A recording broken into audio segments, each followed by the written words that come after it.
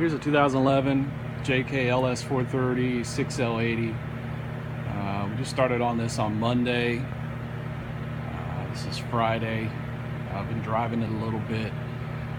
Just give you a little walk around here. We went ahead and we do the Corvette covers. We like to turn the battery, so we do a 2012 battery tray. Just kind of cleans it up a little bit.